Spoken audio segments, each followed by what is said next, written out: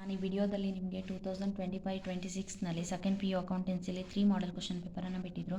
ಅದರಲ್ಲಿ third model question ಪೇಪರಲ್ಲಿ ಬರುವಂಥ ಪಾರ್ಟ್ ಸಿ ಸೆಕ್ಷನಲ್ಲಿರುವ 6 ಮಾರ್ಕ್ಸ್ ಪ್ರಾಬ್ಲಮಲ್ಲಿ ಕ್ವಶನ್ ನಂಬರ್ 22 ಅನ್ನು ಸಾಲ್ವ್ ಮಾಡ್ತಿದ್ದೇನೆ. This problems is based on profit and loss appropriation account under guaranteed of a partner. Okay, ಇಲ್ಲಿ profit and loss appropriation ಅಕೌಂಟನ್ನು prepare ಮಾಡೋಕೆ ಹೇಳಿದ್ದಾರೆ. ಕ್ವಶನಲ್ಲಿ ನೋಡಿ, under guaranteed of a partner ಮೇಲೆ ಕಂಡುಹಿಡಿಯೋಕೆ ಹೇಳಿದ್ದಾರೆ. ಸೊ ಅದಕ್ಕೊಂದು ಫಾರ್ಮೇಟ್ ಇದೆ. Particulars amount in rupees, then debit ಕ್ರೆಡಿಟನ್ನು ಹಾಕೋಬೇಕು. ದೆನ್ ಬ್ಯಾಲೆನ್ಸಿಂದ ಸ್ಟಾರ್ಟ್ ಮಾಡ್ತೇವೆ. By profit and loss appropriation account net ಪ್ರಾಫಿಟನ್ನು ಕೊಟ್ಟಿದ್ದಾರೆ ನೋಡಿ. ನೆಟ್ ಪ್ರಾಫಿಟನ್ನು ಕೊಟ್ಟಿರೋದ್ರಿಂದ ಈ ಸೈಡ್ ತೊಗೊತೇವೆ, ಕ್ರೆಡಿಟ್ ಸೈಡ್ ತೊಗೊತೇವೆ. ಇಲ್ಲ ಅಂತಂದರೆ ಡೆಬಿಟ್ ಸೈಡ್ ತೊಗೋಬೇಕು. ದೆನ್ 1,80,000 ಇದೆ, 1,80,000 ಬರ್ಕೋಬೇಕು.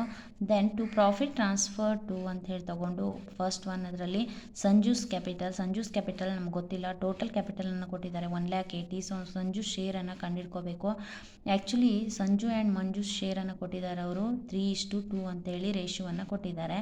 ಅದರ ಜೊತೆಗೆ ನೆಕ್ಸ್ಟ್ ಕೊಟ್ಟಿದ್ದಾರೆ ನೋಡಿ, ಅಂಜು ಶೇರ್ 1/6 ಅಂತ ಕೊಟ್ಟಿದ್ದಾರೆ. ಅದರ ಅರ್ಥ ಏನು, ಟೋಟಲ್ 3:2:1 ಆಗ್ತದೆ ರೇಷಿಯೋ. ಅದರಲ್ಲಿ ಸಂಜೂಸ್ದು ಫಸ್ಟ್ ಒನ್, ದಟ್ ಮೀನ್ಸ್ 3/6 ಆಗ್ತದೆ, ಈಕ್ವಲ್ ಟು 90,000 ಬರ್ತದೆ. ಲೆಸ್ ಶೇರ್ ಇನ್ ಡೆಫಿಷಿಯನ್ಸಿ ಮಾಡ್ಕೋಬೇಕು. ಡೆಫಿಷಿಯನ್ಸಿ ಎಷ್ಟಾಗುತ್ತೆ ಅಂತ ನಮ್ಗೆ ಗೊತ್ತಿಲ್ಲ, ಸೊ ಅದನ್ನು ಕ್ಯಾಲ್ಕುಲೇಟ್ ಮಾಡ್ಕೋಬೇಕು. ಇಲ್ಲಿ ನೋಡಿ ನೋಟ್ ಹಾಕಿದ್ದೀನಿ, ನೋಟ್ ಹಾಕಬೇಕು.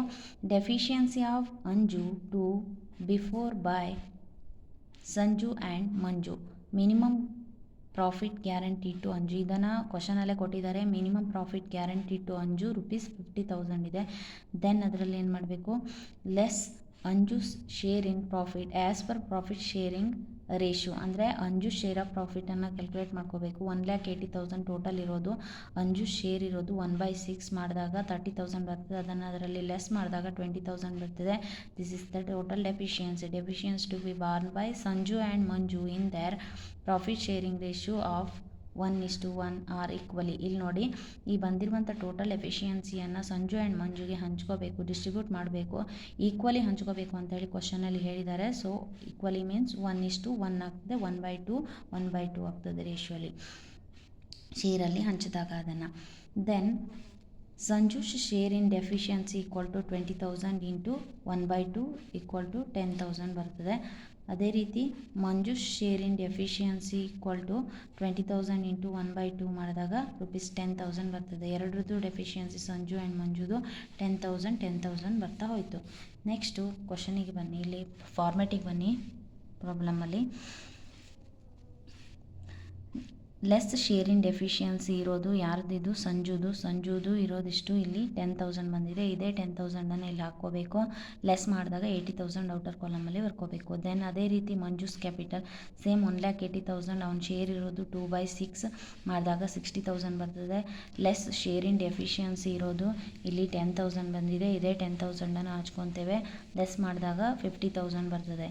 ದೆನ್ ನೆಕ್ಸ್ಟ್ ಅಂಜೂಸ್ ಕ್ಯಾಪಿಟಲ್ ಮಾಡ್ಕೋಬೇಕು. Anju's capital same 1,80,000 total capital into 1/6 ಅವನ ಶೇರು 30,000 ಬರ್ತದೆ. Then add deficiency received from, ನೋಡಿ ಇವನಿಗೆ ಮಾತ್ರ ಅಂಜು ಇದಾನಲ್ಲ, ಅವನಿಗೆ ಮಾತ್ರ ಡೆಫಿಷಿಯನ್ಸಿ ಆ್ಯಡ್ ಮಾಡ್ತೇವೆ, ಅಥವಾ ರಿಸೀವ್ ಮಾಡ್ಕೊತಿದ್ದಾನವನು, ಹಾಗಾಗಿ ಅವನಿಗೆ ಆ್ಯಡ್ ಮಾಡ್ತಿದ್ದೇವೆ. ಸೊ ಎಷ್ಟಾಗ್ತದೆ, ಸಂಜುದಿರೋದು ಇಲ್ಲಿ 10,000 ಇದೆ, ದೆನ್ ಮಂಜುದಿರೋದು 10,000 ಇದೆ. ಎರಡನ್ನು ಆ್ಯಡ್ ಮಾಡಿದಾಗ ಟೋಟಲ್ 30,000 ಇದೆ. ಇಲ್ಲಿ ಟೋಟಲ್ ಪ್ಲಸ್ 10,000 ಮಾಡಿದಾಗ ಟೋಟಲ್ 50,000 ಬರ್ತದೆ. ಔಟರ್ ಕಾಲಮಲ್ಲಿ ಬರ್ಕೋಬೇಕು. ದೆನ್ ಟೋಟಲ್ ಮಾಡ್ಕೋಬೇಕು. ಈ ಕಾಲಮ್ ಟೋಟಲ್ ಮಾಡಿದಾಗ 1,80,000 ಬರ್ತದೆ. ಈ ಕಡೆನೂ ಟ್ಯಾಲಿ ಆಗಿದೆ, 1,80,000 ಬರ್ತದೆ. ಇಲ್ಲಿಗೆ ಪ್ರಾಬ್ಲಮ್ ಮುಗೀತದೆ. Thank you.